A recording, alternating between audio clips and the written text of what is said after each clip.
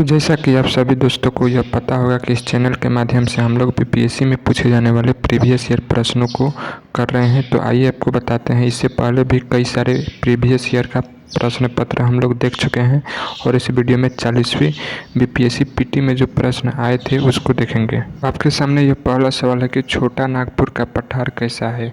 तो छोटा नागपुर का पठार के बारे में पूछा है तो यह इसका उत्तर हो जाएगा एक समप्राय भूमि है। अगला सवाल है कि मर्मागांव पत्तन कहाँ स्थित है। तो मर्मागांव पत्तन जो है यह आपके गोवा में स्थित है।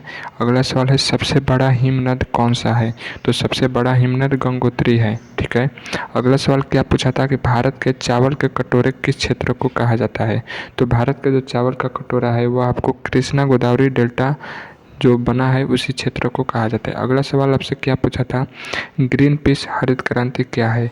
तो ग्रीन पीस हरित क्रांति क्या है, तो पर्यावरण समर्थकों का एक अंतर्राष्ट्रीय संगठन है ग्रीन पीस। ठीक है। ये ऐसे ही सभी सवाल आपसे पूछा गया था। सबसे बड़ा हिमनद गंगोत्री, पतन मर्मागांव पतन कहाँ पे, गोवा में। चलिए अगला सवाल देखते हैं। नेक्स्ट सवाल है कि तेज हवा वाली रात्रि में ओस क्यों नहीं बनती है। तो इसका कारण है कि वाष्पीकरण की दर तेज हो जाती है। यानी कि तेज जब हवा वाली रात रहती है या आंधी वाली रात रहती है उसमें ओस नहीं गिरते हैं, क्योंकि उसमें वाष्पोत्सर्जन की यानी वाष्पीकरण का दर तेज होता है। अगला है कि समुद्र नीला क्यों प्रतीत होता है। तो प्रकाश के प्रकीर्णन की यह घटना है जिसके कारण से समुद्र नीला एवं आसमान भी नीला दिखाई देता है। यहाँ पर देख सकते हैं आकाश के परावर्तन तथा जल के कणों द्वारा प्रकाश के प्रकीर्णन के कारण। नेक्स्ट सवाल है कि न्यूजीलैंड में पाए जाने वाला उड़नहीन पक्षी कौन सा है। तो न्यूजीलैंड में ऐसा भी एक पक्षी है जो उड़ती नहीं है, केवल पंछी है लेकिन उड़ती नहीं है। तो इसका उत्तर होगा कीवी। अगला सवाल है आपके पास, मृदा अपरदन कैसे रोका जाता है। यानी मृदा अपरदन को कैसे रोका जा सकता है, इसके लिए जो उत्तर है वन लगाकर यानी वनारोपण द्वारा। अगला है कि पत्थर के कोयले के भंडार में कौन सा देश संसार में अग्रणी है। यानी पत्थर के कोयले के भंडार में ये आपका चाइना सबसे आगे है। अगला है कि आकाशगंगा के केंद्र की परिक्रमा करने में सूर्य को कितना समय लगता है। तो यह 25 करोड़ वर्ष लगता है और इसी को बोला जाता है एक ब्रह्मांड वर्ष। एक ब्रह्मांड वर्ष में कितना वर्ष होता है, तो 25 करोड़ वर्ष। ठीक है। अगला देखिए, यहाँ पर आकाशगंगा से रही बात, तो हम जो जिस आकाशगंगा में रहते हैं उसका नाम क्या है।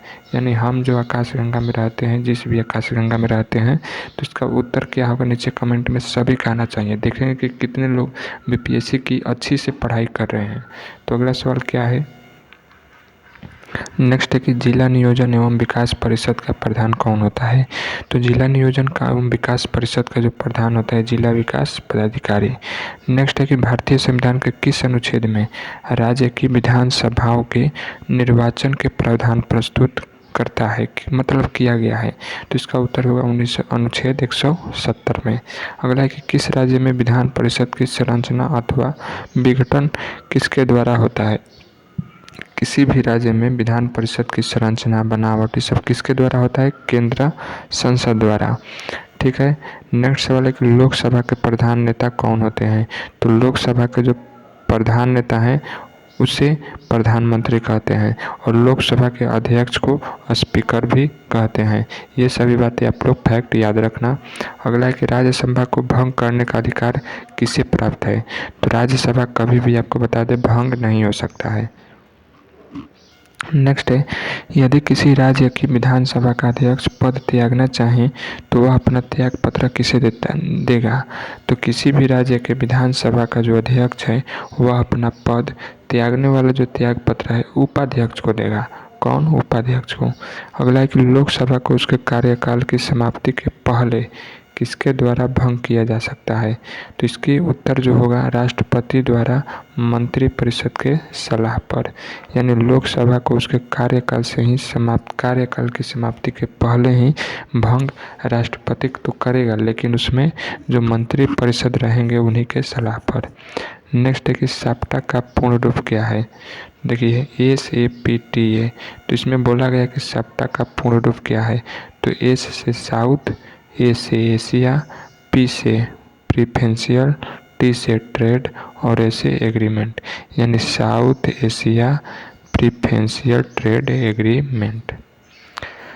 अगला है कि भारतीय अर्थव्यवस्था में संयुक्त क्षेत्र का क्या अभिप्राय है, यानी कि भारतीय अर्थव्यवस्था में संयुक्त क्षेत्र का क्या अभिप्राय है। तो किसी उद्यम में सरकारी एवं निजी क्षेत्र दोनों का ही सम्मिलित स्वामित्व है, यानी कि भारतीय अर्थव्यवस्था में संयुक्त क्षेत्र का यही मतलब है कि किसी भी उद्यम में जो सरकारी हैं एवं प्राइवेट हैं उन दोनों का ही सम्मिलित स्वामित्व है। ठीक है। अगला है कि बहुउद्देशीय नदी घाटी परियोजना को आधुनिक भारत का मंदिर किसने कहा है। मोस्ट इम्पोर्टेंट है, क्लास 10th के NCERT से पूछा है, तो इसका उत्तर होगा पंडित जवाहरलाल नेहरू। तो देखिए दोस्तों, जितना भी BPSC का प्रीवियस ईयर प्रश्न है सभी इस चैनल पर आपको देखने को मिलेगा और BPSC से तमाम सभी जानकारी को आपको इस चैनल पर ही देखने को मिलेगा। तो इसलिए आप लोग इसे सब्सक्राइब जरूर कर लें। यह जो PT हुआ था 1995 में, देख सकते हैं कैसा कैसा प्रश्न पूछा है। अगला है कि भारत में राष्ट्रीय आय का आकलन किसके द्वारा होता है। तो इसका उत्तर होगा केंद्रीय सांख्यिकी संगठन द्वारा। तो नेक्स्ट है, भारत में राज्य सरकारों के लिए आय का सबसे महत्वपूर्ण स्रोत क्या है।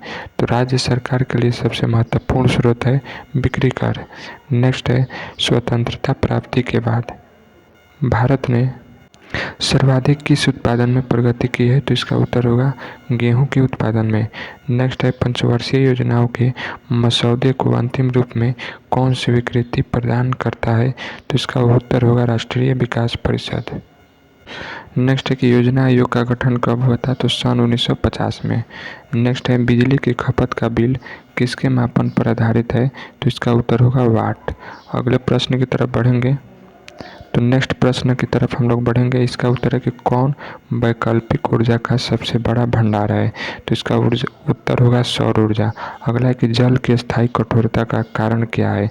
तो जल की जो स्थायी कठोरता होती है उसमें कैल्शियम और मैग्नीशियम के क्लोराइड और सल्फेट मिले हुए होते हैं, जिसमें जल की कठोरता होती है, यानी कैल्शियम मैग्नीशियम के क्लोराइड और मैग्नीशियम के सल्फेट मिले होते हैं।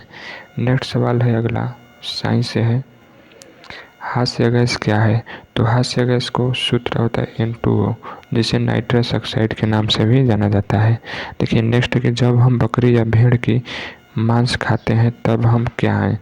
तो जब हम बकरी एवं भेड़ की मांस खाते हैं तो वे तो हो गया प्राथमिक और दूसरा हो गया द्वितीय उपभोक्ता हम लोग। अगला है कि डॉल्फिन किस क्षेत्र में वर्गीकृत किए जाते हैं। तो यह जो है स्तनों में, यानी मैमल में इसको काउंट किया जाता है। नेक्स्ट है, अपमार्जक क्या है। तो अपमार्जक शोधन अभिकर्ता है। अगला है कि आर्कियोपोटेरिक्स क्या है। तो इसका उत्तर होगा जुरासिक युग का सर्वपुरातन पक्षी। नेक्स्ट है कि जीवन चक्र की दृष्टि से पौधे का सबसे महत्वपूर्ण अंग कौन सा है। तो इसका उत्तर होगा पुष्प। पुष्प मतलब फूल। अगला है कि किस वनस्पति खाद्य में अधिकतम प्रोटीन होता है। तो इसका उत्तर होगा सोयाबीन। अगला है कि सबसे लंबा जीवित वृक्ष कौन है। तो इसका उत्तर होगा सिकोया। नेक्स्ट है, एस्पिरिन क्या है। तो एस्पिरिन एंटीपायरेटिक है।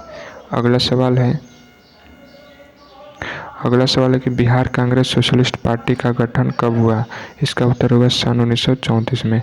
नेक्स्ट है, 1330 की दशक, यहाँ पर अगला बताते चले, 1830 के दशक पटना नगर किस विद्रोह के केंद्र था।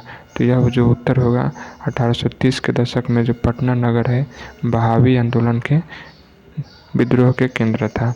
अगला है कि 1855 से 56 ईस्वी में संथालों ने अपनी सरकार की घोषणा कर दी थी। कहाँ पर कर दी थी, भागलपुर के राजमहल में। ठीक है।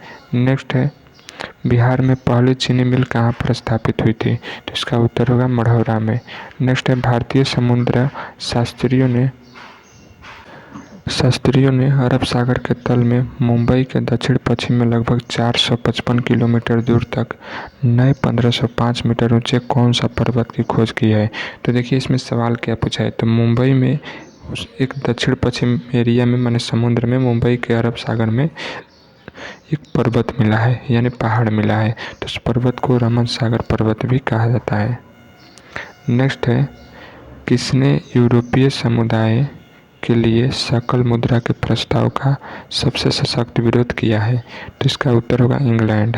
अगला है कि जम्मू एवं कश्मीर के प्रशासन द्वारा किस पुस्तक पर प्रतिबंध लगाया गया था? तो इसका उत्तर होगा तहरीक-ए-मुजाहिदीन। तहरीक-ए-मुजाहिदीन। तो ये था हम लोग का। तो अगले प्रश्न की तरफ बढ़ेंगे कि नासक क्या है? तो बोला है नासक क्या है? तो भारत द्वारा बनाई गई प्रक्षेपशास्त्र नौका है। तो नेक्स्ट सवाल की तरफ बढ़ेंगे। अगला है कि विवादग्रस्त एनरॉन परियोजना कहाँ पर स्थित है? तो विवादग्रस्त एनरॉन परियोजना दाभोल में स्थित है। नेक्स्ट है मुहाजिर कौमी आंदोलन क्या था? तो मुहाजिर कौमी आंदोलन जो है पाकिस्तान में बसे उत्प्रवासी मुसलमानों का एक राजनीतिक दल था। यानी मुहाजिर कौमी आंदोलन क्या था? तो मुहाजिर कौमी पाकिस्तान में जो मुसलमान लोग स्थित हैं उनके एक राजनीतिक दल का संगठन का नाम है। नेक्स्ट है कि चीनी यात्रा इत्सिंग ने बिहार का भ्रमण कब किया था? तो यह 670 ईसा पूर्व में चीन का एक इत्सिंग नाम का यात्री था जो बिहार का भ्रमण किया था 670 में। अगला है कि नगरों के क्रमिक पतन किस काल की एक महत्वपूर्ण विशेषता थी? तो नगरों का जो क्रमिक यानी क्रम रूप से पतन हो रहा था यह गुप्त काल की एक महत्वपूर्ण विशेषता थी। नेक्स्ट है कौन सबसे पूर्वकालिक जैन ग्रंथ कहलाता था? तो 14 पूर्वा।